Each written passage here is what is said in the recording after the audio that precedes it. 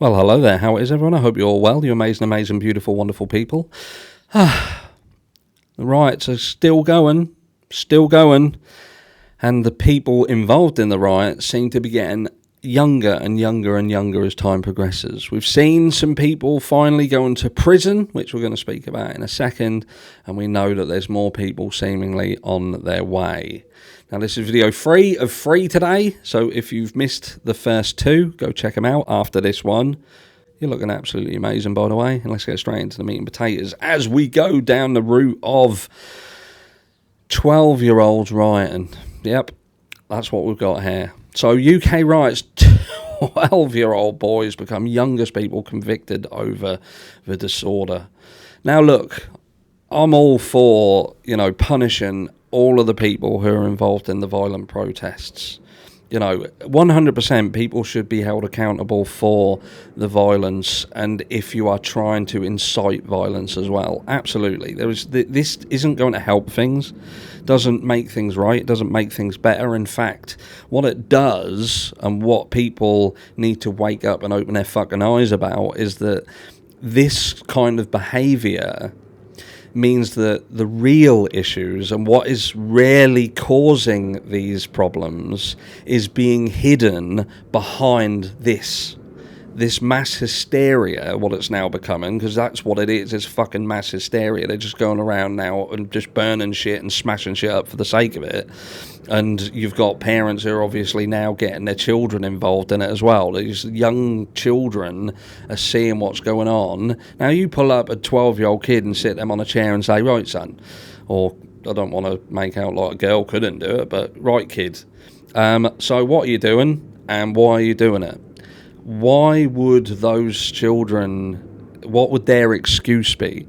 Now, it's more than likely that their excuse would go back and filter back to the attack that happened on these young children recently. And they would say that we're fighting back, it's not fair, children like us are being killed. And that's what they would likely say. But let's make no bones about it. These riots, that was the straw that broke the camel's back. It gave people the excuse to do what they're doing, but that's not why we're here. That's not why these are happening in the grander scheme of things. There are just bigger, deep-seated issues that do need to be addressed. They need to be accepted by the people at the helm of the country and understand that they need to start putting things right. And that's not going to happen while this is happening, because this is masking that. And it's easy for them to then turn around and say, well, that's so-and-so doing it. That's these people. That's this group. That's that group. And they don't deal with it. But we've now got 12-year-old kids. So 12-year-old boys become youngest people convicted over disorder. 2 boys convicted over violent protests in Southport, Manchester, following the fatal stabbing of 3 girls at a dance class. So even though I hadn't even read that, but to see that they're entwining that story into this. 2 12-year-old boys are believed to have become the youngest people convicted of a criminal offence in relation to the recent riots. One youngster admitted 2 charges of violent disorder after throwing a missile at a police van and taking part in 2 separate incidents of unrest in Manchester. The City Magistrates Court heard the youth, who cannot be named for legal reasons, was part of a group that gathered on July 31st outside a Holiday Inn hotel housing asylum seekers. Prosecutors said that the boy was filmed by police kicking the front window of a vape shop and was also seen kicking a bus as it drove past him. He might have just really been after a vape and they were shut and he was frustrated. Kids vape. If you've got kids, trust me, the chances are they're probably vaping. But I'll tell you what else I know is around the time that all this was happening as well, you've got media trying to, like we talk about inciting violence and things like that. You've got people who have just been jailed or a person jailed over potentially inciting violence on Facebook. And he received a prison sentence. But yet you've got the news, the mainstream media, who very cleverly structure what stories they release. And I would say that is inciting violence, yet there is no repercussions for that.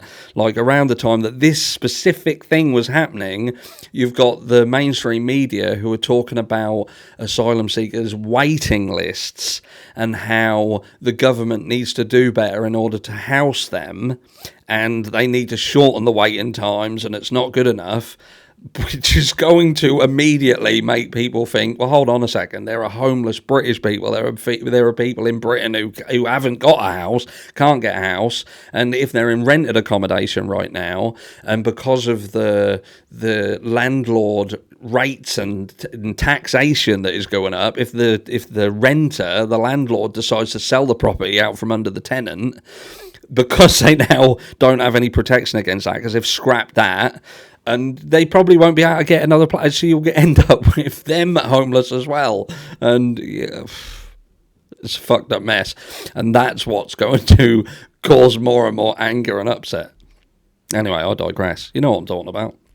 He was one of 3 more people to have been charged following the unrest in Southport on July 30th. They broke out after fatal stabbing of 3 young girls at a dance class. Harvey Gabbett, 21, Tarleton, and Paul Dryhurst, 33, of Litherland, were also charged with violent disorder. Merseyside Police said the latest charges brought the total number of people charged with recent disorder in Southport and Liverpool to 30. Elsewhere, the wife of a Conservative councillor appeared in court, accused of encouraging people on social media to attack hotels housing asylum seekers. Lucy Connolly, the wife of West Northamptonshire councillor Raymond Connolly, is alleged to have posted on X on the day 3 girls were stabbed to death in Southport, saying, "Mass deportation now, set fire to all the fucking hotels. Full of the bastards for all I care. If that makes me racist, so be it." Fuck. Oh my God. The 41-year-old of Parkfield Avenue, Northampton, is yet to enter a plea to the charge and was remanded in custody ahead of another hearing on September 2nd. 41-year-old man has been jailed for 2 years and 8 months at Sheffield Crown Court for his part in the rioting outside a hotel housing asylum seekers in Rotherham. So this pretty much goes on to talk about that. We've got, these are the people who have been given prison sentences. The actual rioters, got these people here, which is Derek Drummond, Stephen Maylan, Ryan Shares, Michael Williams, Daniel Maguire, and Declan Gearan.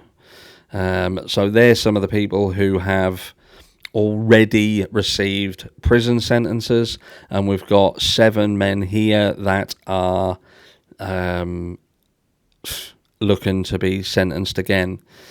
These are the sentencing hearings upcoming. London sentencing of Michael Mongan, 39, Castle Road, Ealing, who racially abused a bus driver and spat at his cab.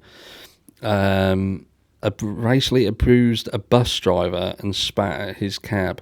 I read that as taxi. So that was, did he have a bus and a taxi, or do they mean cab? Is there like a cab inside the bus? I'm guessing so.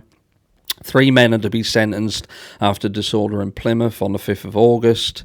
You got Brighton, some people. So a few, they're going through them. You got girl 13 among those doing court. So like I said earlier, it's not just boys, there are girls as well. So we've got a young girl also involved. So they're throwing a vacuum cleaner as well. And a live TikTok, some of yesterday's sentences. So we've got more here. Why would you throw a vacuum cleaner? You've got to really be struggling for projectiles to actually throw a vacuum cleaner.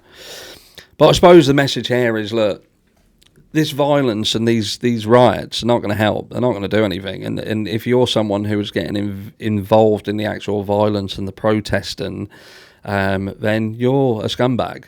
That's as simple as that.